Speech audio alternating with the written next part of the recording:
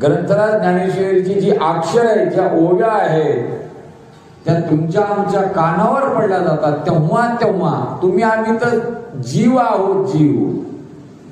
त्या अक्षरांची ताकद एवढी आहे, सामर्थ्य एवढं आहे. मी म्हणण्यापेक्षा ज्ञानोबा बोलतात, जीव तर सोडून द्या, खेचराचे म्हणा आणि सात्विकाचा पाहणा, श्रवणा सवे सुमना समाधी जोडे.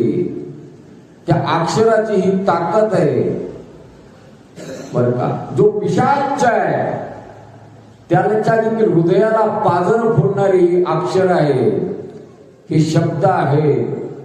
माझे ज्ञानोबा बोलतात, ही अक्षरे नव्हे ते देखा.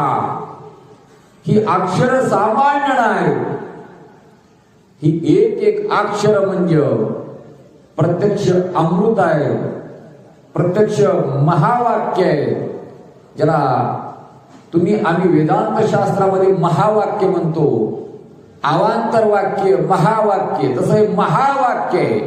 अहम ब्रह्मास्मी, प्रज्ञानम ब्रह्म, तत्वमसी, अयम आत्मा ब्रह्म, अशी ही अक्षर आहे.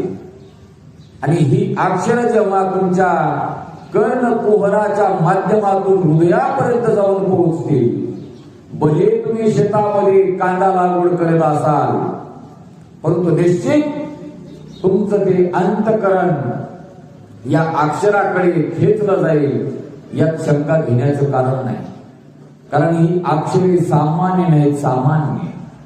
ज्ञानोबा गोड बोलतात. 18व्या अध्यायाचं तुम्ही आम्ही या ठिकाणी चिंतन करत आहोत.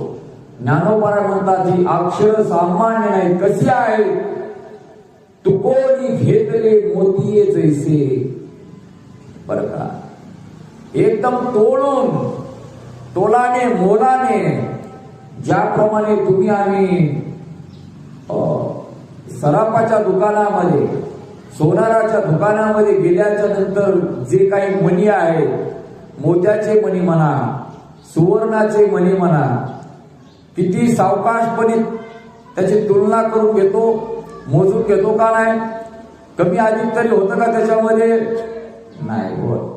तद्वत ज्ञानोबा चिंतन करतात, ही माझी जे अक्षर आहेत ना, अक्षर, ज्ञानोबा बोलतात, ही अक्षरे तुकोनी घेतली मोती जैसे. अलौकिक असणारा हा ग्रंथ आहे. या ग्रंथाचा महिमा